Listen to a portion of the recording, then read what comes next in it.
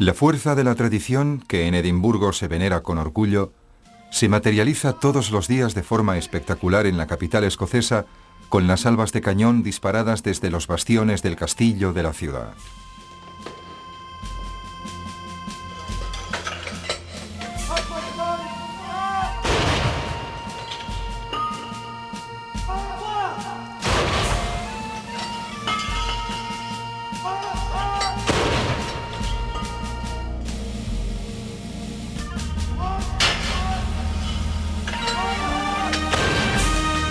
El respeto escrupuloso a la tradición es expresión de los lazos que unen a los escoceses con su tierra, amada y defendida a ultranza, incluso a costa de grandes sacrificios, como en el curso de las guerras seculares contra los ingleses.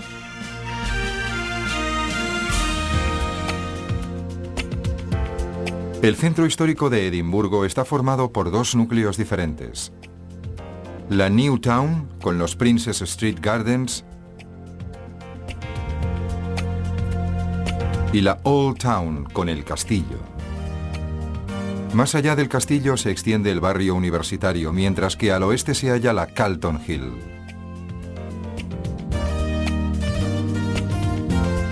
En el centro de los fabulosos jardines de Princes Street se encuentra el edificio neoclásico que alberga la National Gallery. Nos adentramos a continuación en el corazón de la ciudad vieja, donde la iglesia gótica de St. Giles es el centro del patriotismo escocés. En el lado opuesto de la colina despuntan las elegantes formas modernas del nuevo Museo de Escocia.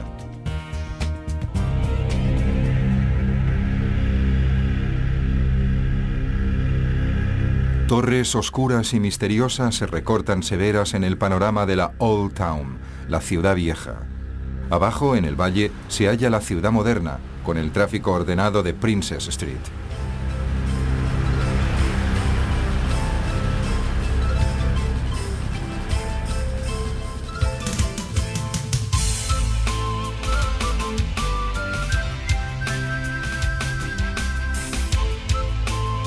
El paisaje de Edimburgo está dominado por los conos volcánicos apagados que constituyen el fondo romántico de la ciudad vieja, que se extiende con su gigantesca fortaleza por la cresta de la colina.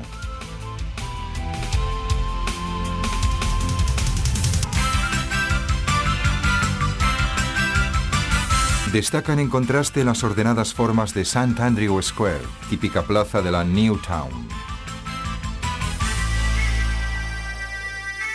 Desde St. Andrew Square nos dirigimos hacia Queen Street, a lo largo de la cual se alinean magníficos jardines. Al final de la calle giramos en dirección a Charlotte Square.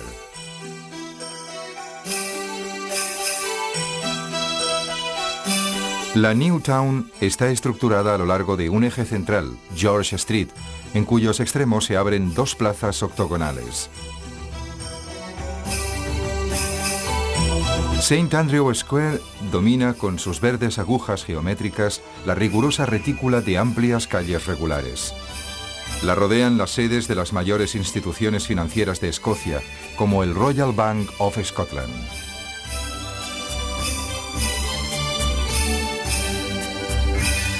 Los maravillosos Queen Street Gardens, que aparecen desiertos y solitarios, están reservados por un antiguo privilegio a los habitantes de esta calle, que son los únicos que poseen las llaves.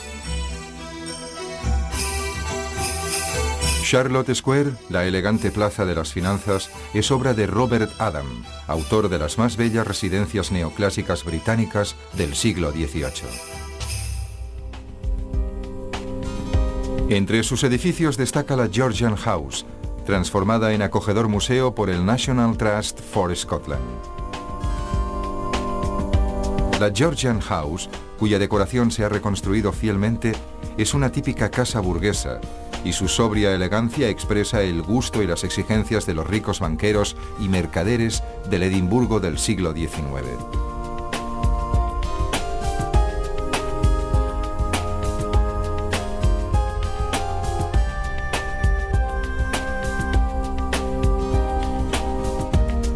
La cocina, dotada de los utensilios de la época, permite apreciar la importancia de la chimenea y del complejo sistema para conservar y cocer la comida.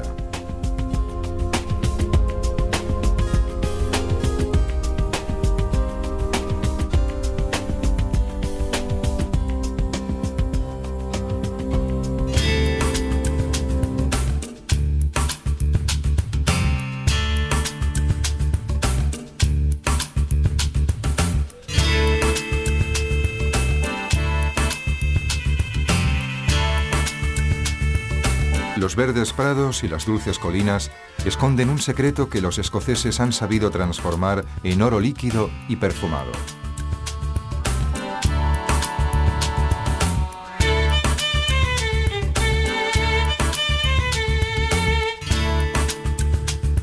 El secreto es el agua purísima, casi sin cal, que discurre por los terrenos ricos en turba de la Escocia central y septentrional. Con esa agua se produce el famoso whisky escocés.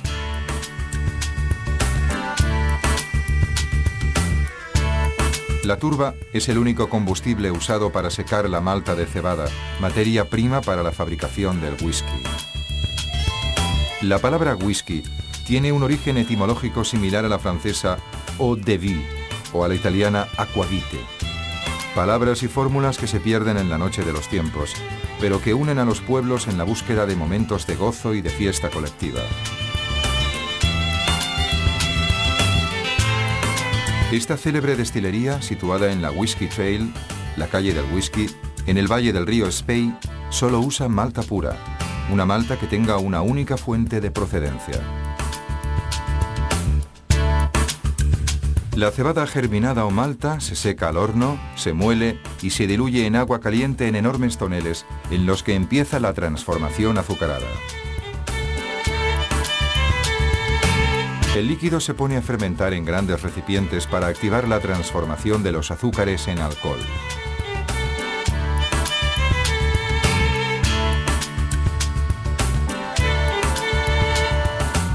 El líquido obtenido, todavía con baja graduación alcohólica, se somete a una doble destilación en los alambiques.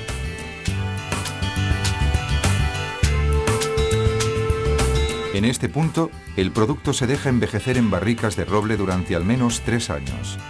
Sin embargo, un buen whisky ha de tener un envejecimiento mínimo de 8 años.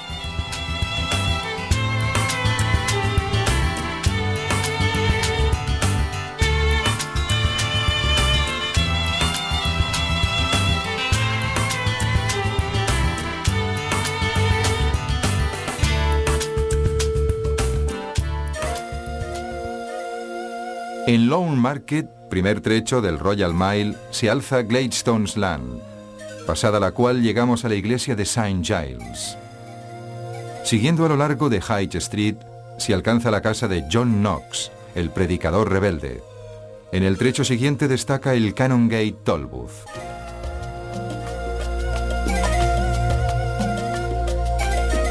En el siglo XVII, cuando el centro de la ciudad todavía estaba recogido a los pies del castillo, los ricos mercaderes vivían en edificios altos y estrechos de 5 o 6 plantas, como Gladstone's Land, situada detrás de la catedral. Especialmente sugerentes son la cocina y el dormitorio principal, ambos provistos de hogar.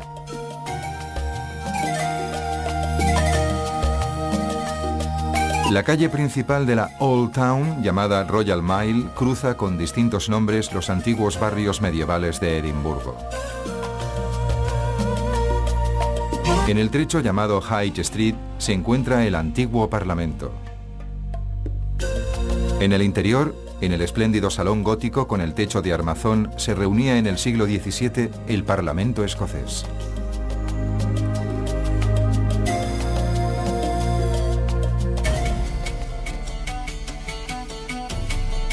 La poderosa estructura gótica de la High Kirk de Edimburgo, dedicada a St. Giles, es el símbolo severo de la historia milenaria de la ciudad.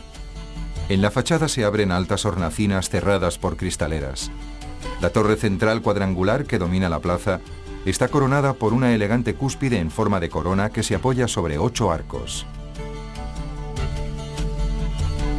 St. Giles, construida entre los siglos XIV y XV, fue testigo de la revuelta de John Knox, que desencadenó la ruptura de Escocia con la Iglesia de Roma. Hoy en día la Iglesia de Escocia utiliza St. Giles para el culto presbiteriano. El interior, de 3 naves, está dividido en 2 partes iguales por el transepto.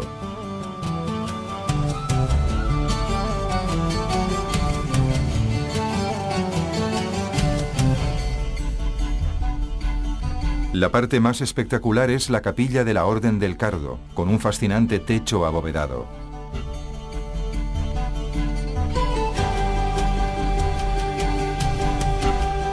De fines del siglo XVI es la casa de John Knox, el célebre predicador protestante que guió la reforma escocesa contra la reina María Estuardo. Bajando Canongate encontramos el Canongate Tollbooth, caracterizado por un reloj que sobresale en la fachada. Al lado se halla la iglesia de Canongate, con su pequeño cementerio.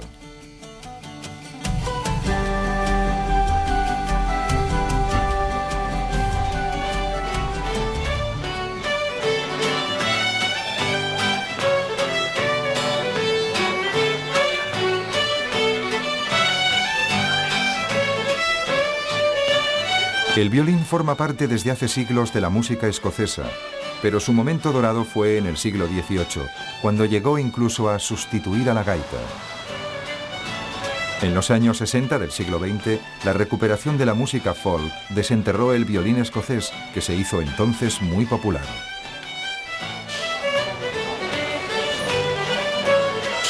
Para conocer a los escoceses es indispensable frecuentar los pubs. Como en los bistrot en Francia o los bares en España, en los pubs encontramos un ambiente de relajada cordialidad.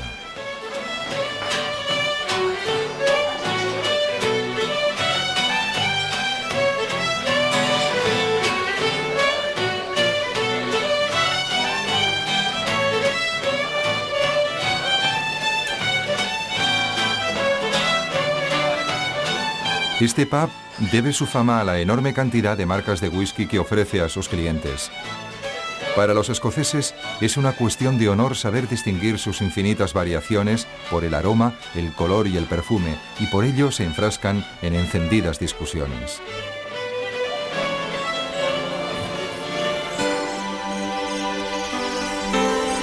La pasión por la Edad Media y sus leyendas llenó Edimburgo en el siglo XIX de grandes iglesias neogóticas a las que el tiempo ha añadido una pátina romántica.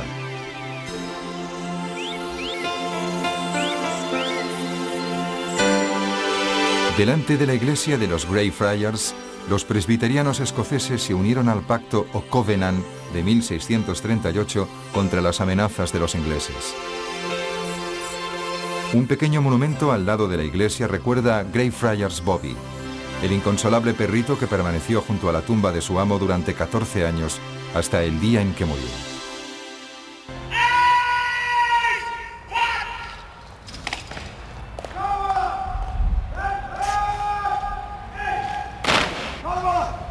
El tartán es el tejido de lana de grandes cuadros que reproduce los colores de los distintos clanes escoceses. Junto al kilt y las gaitas, representa un rasgo histórico y de folclore irrenunciable.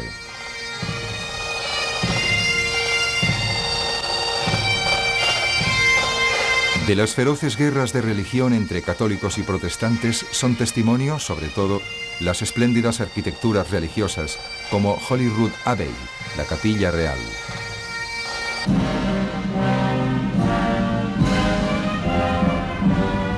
En el palacio de Holyrood House, que se halla al lado de la vieja capilla destruida, una ceremonia celebra una visita real. La popularidad de música y trajes como estos se remonta al siglo XIX y está ligada al extraordinario talento de Walter Scott, quien con sus novelas históricas creó la leyenda romántica escocesa.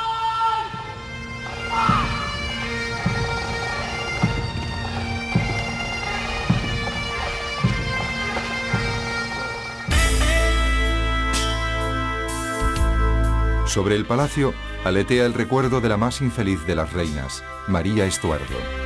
Hija del rey de Escocia y prima de Isabel de Inglaterra, María se casó con el delfín de Francia y se convirtió luego en reina de ese país. A la muerte de su marido, decidió volver a Escocia, donde fue víctima de la rebelión de sus súbditos convertidos al protestantismo. Huyó a Inglaterra y allí pasó largos años en la Torre de Londres, prisionera de su poderosa prima, que veía en ella una peligrosa rival al trono inglés.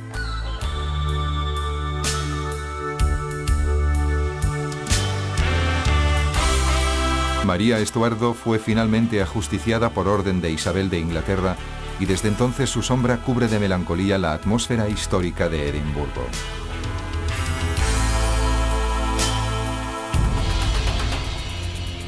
El magnífico Museo de Escocia es la principal creación arquitectónica de la ciudad en el último medio siglo.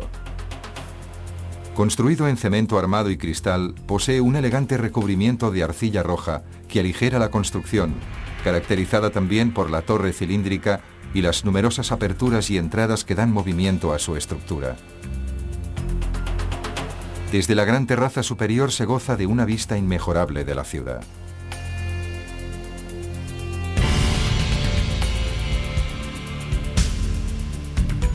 El Royal Museum del siglo XIX es una auténtica antología de las creaciones humanas en el campo del arte, las ciencias naturales y la tecnología.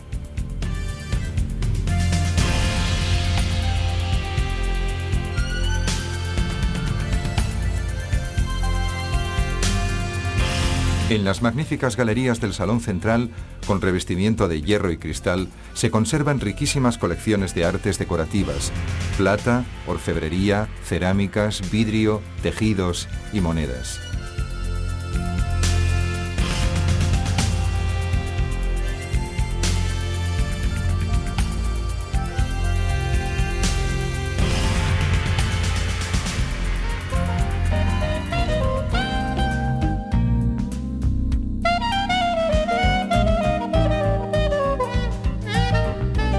La fascinación por el pasado, con su gusto por la forma y la etiqueta, revive en este viaje a través de Escocia, admirable desde un lujoso tren de los ferrocarriles británicos.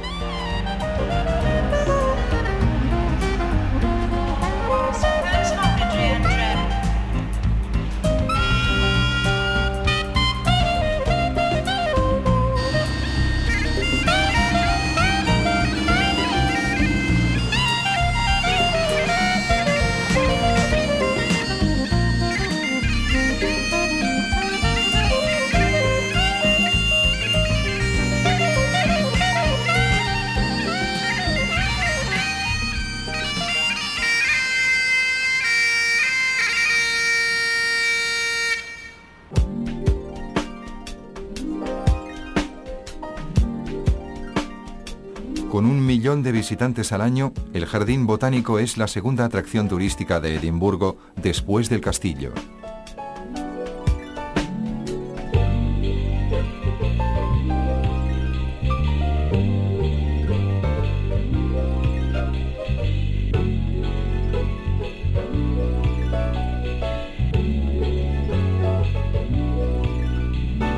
En sus 35 hectáreas se han recreado sugerentemente ambientes vegetales, como el Rock Garden, la espléndida colección de rododendros y el herbarium, con 2 millones de plantas.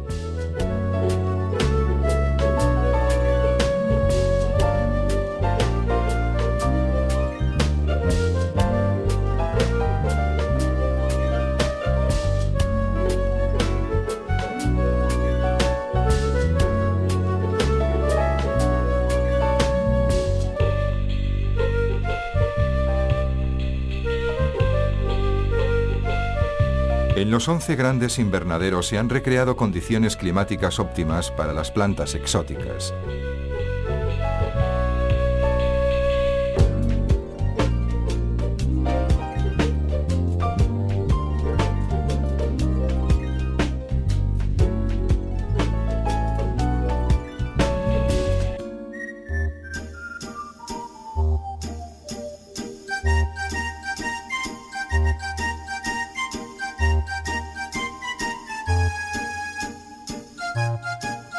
Se dice que el golf nació en Escocia hace algunos siglos, cuando un pastor, golpeando con un bastón algunas piedras, mandó una a la madriguera de un conejo. Desde entonces se han multiplicado los green, maravillosas alfombras de hierba situadas en los puntos más bonitos del país, y el golf se ha convertido en el deporte nacional.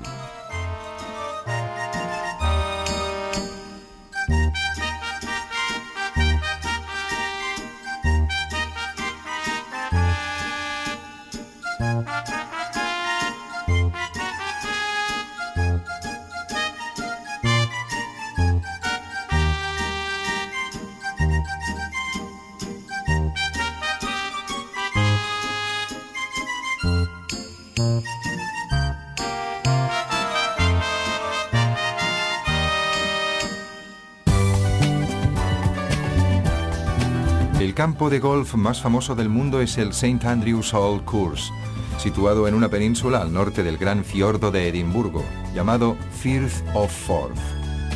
Como muchos otros campos escoceses llamados links, el de St. Andrews ocupa el litoral marítimo. Con el término de links se designan terrenos ondulados y arenosos que presentan notables dificultades a causa de las numerosas depresiones y de los vientos impetuosos.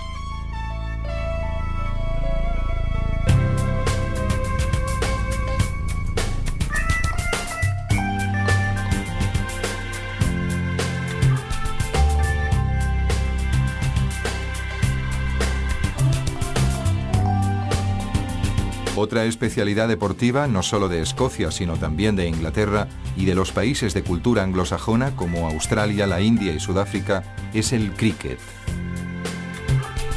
Este deporte lo juegan 2 equipos de 11 jugadores cada uno, los cuales por turno cambian de rol. Dada la complejidad de las reglas, el juego resulta muy difícil de seguir para quien no ha crecido en esa cultura y ambiente. En las colinas cercanas a Edimburgo se han construido pistas de esquí, las más grandes de Europa, donde se puede entrenar incluso fuera de estación.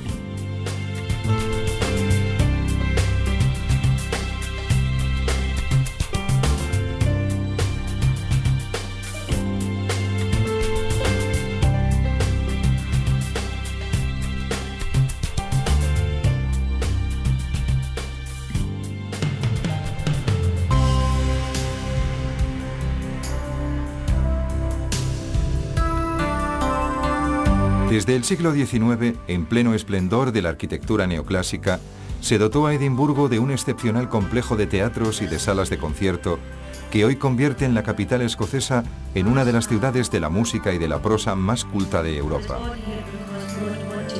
El Festival Internacional de Edimburgo es la mayor cita mundial en el campo del teatro, de la música y de la danza. Entre los teatros que lo acogen destaca el nuevo Festival Theatre de Nicholson Street, que ha incorporado el clásico Empire Theatre, ampliando considerablemente el escenario, hoy el más grande de Gran Bretaña.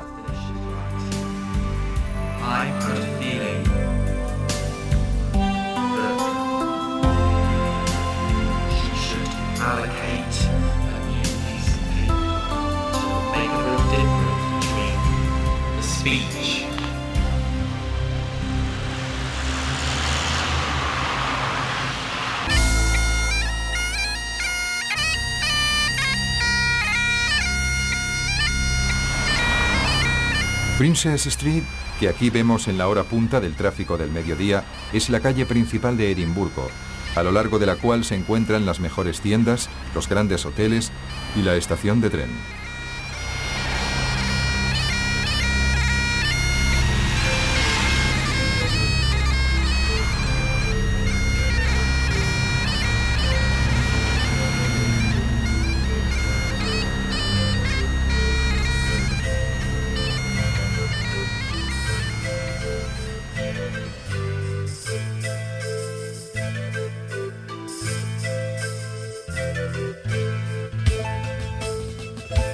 Desde Waverley Station nos dirigimos hacia Princess Street, comprendida entre la New Town y los Princess Street Gardens.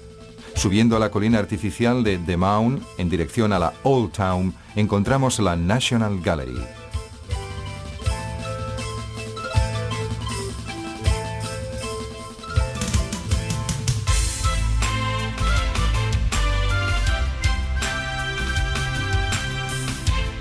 Los Princess Street Gardens, elemento fundamental de la fascinante fisonomía de Edimburgo, se realizaron durante la construcción de la New Town. Hoy en día, el parque que flanquea Princess Street en toda su longitud es uno de los lugares más alegres y frecuentados de la ciudad.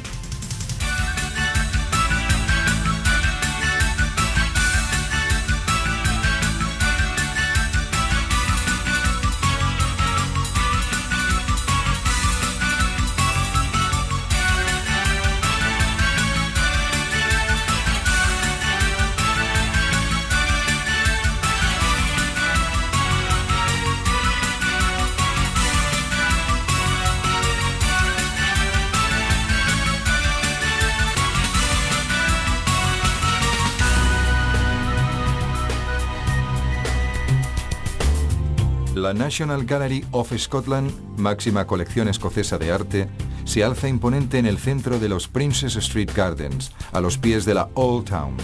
Su forma recuerda a un templo griego, con dos fachadas idénticas abiertas a un pórtico con 6 columnas dóricas. Con su aspecto elegantemente clásico, se impone como el símbolo más significativo del Edimburgo cultural. El interior está formado por 2 galerías paralelas divididas en salas octogonales que se comunican. Destacan por su importancia las telas de los grandes retratistas ingleses Reynolds y Gainsborough, que muestran con agudeza las imágenes del mundo aristocrático británico del siglo XVIII. Entre otras obras célebres sobresalen la familia Lomellini, del flamenco Van Dyck, y uno de los autorretratos de Rembrandt más conocidos. Los impresionistas franceses, en especial Gauguin, Cézanne, Degas y Monet, están presentes en el museo con una serie de espléndidos cuadros. Entre los americanos destaca la sugerente Lady Agnew de Sargent, mientras que la pintura escocesa tiene su símbolo en el patinador de Henry Raeburn. Finalmente, la Virgen con el Niño de Verrocchio y 3 obras de Rafael dominan la colección de pintura renacentista italiana.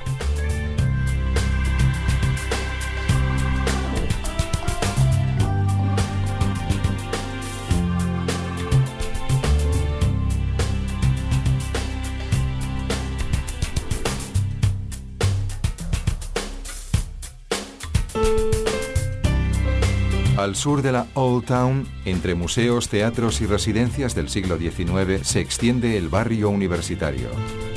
Destacan aquí los edificios que se alzan frente al espacio verde de George Square.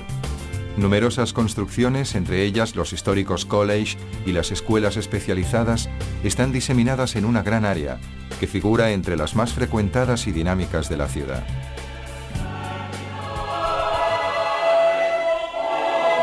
En los college universitarios y en las escuelas creadas por iluminados filántropos como el Daniel Stewart and Melville College, la Donaldson School for the Deaf y el Fettes College, se renueva la apasionada tradición de los coros religiosos.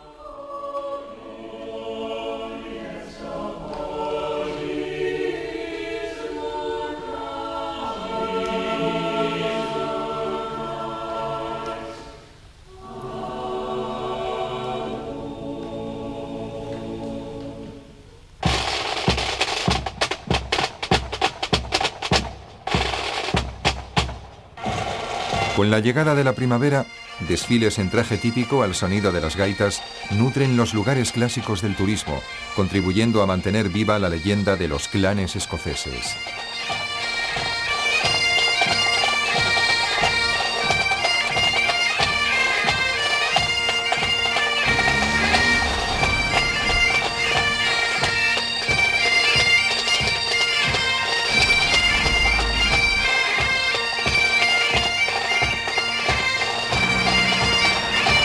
Al atardecer, la ciudad se ilumina de forma espectacular. Desde las discretas lámparas del siglo XIX de Charlotte Square a las cascadas de luces sobre los monumentos más importantes, Edimburgo se prepara para la magia de la noche.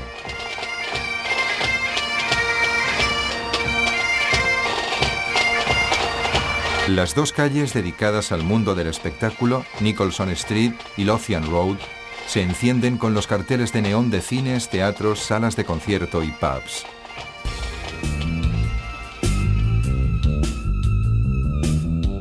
Edimburgo es una ciudad que también hay que vivir de noche. Los monumentos, que de día se difuminan bajo los cielos amenazantes de lluvia, de noche, sabiamente iluminados por un principio inspirado en la claridad de la luna, se convierten en los protagonistas absolutos.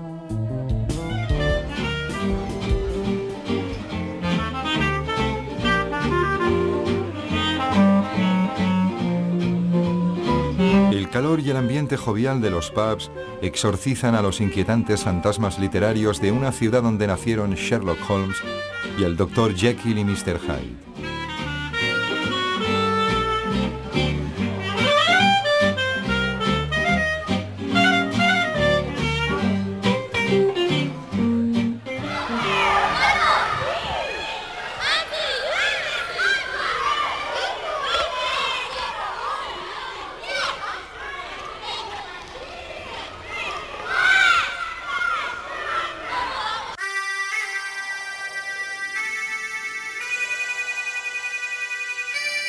El castillo es el corazón y la razón de ser de Edimburgo.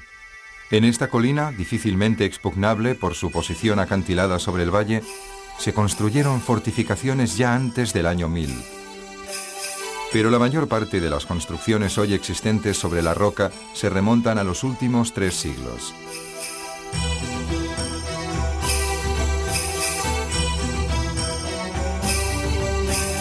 En la explanada superior del castillo se abre la Crown Square, dominada por el palacio, al cual está anexo la Great Hall, utilizada para los banquetes oficiales. El palacio conserva las estancias reales y las Queen Mary's Rooms. En una de ellas, María Estuardo dio a luz al futuro rey Jacobo de Escocia, que luego fue rey de Inglaterra.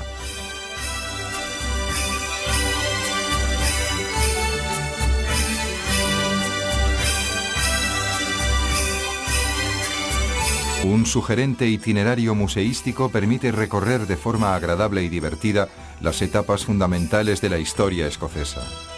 En el palacio se han conservado las insignias reales de Escocia, el cetro, la espada y la corona.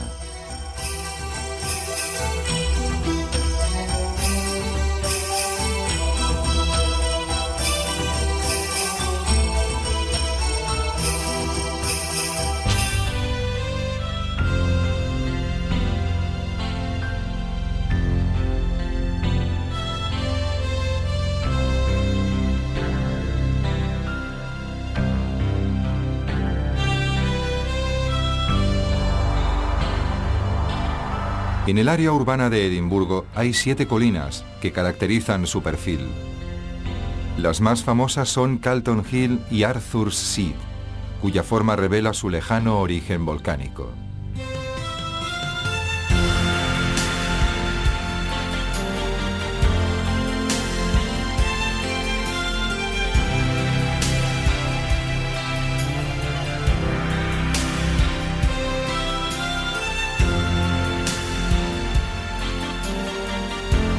El Firth of Forth es la puerta al mar. Sus 2 puentes, el del tren construido en el siglo XIX y el de los coches, conectan la ciudad con los condados septentrionales de Escocia.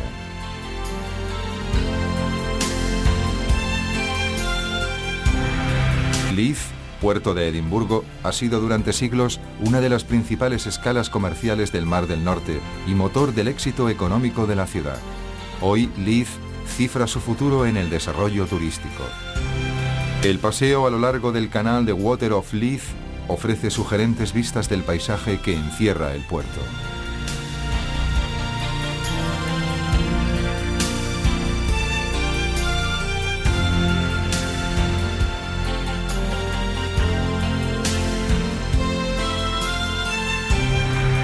Pasado Leith, a lo largo de la costa se alinean barrios y zonas residenciales inmersas en el verdor y punteadas aquí y allá por villas de los siglos XVIII y XIX.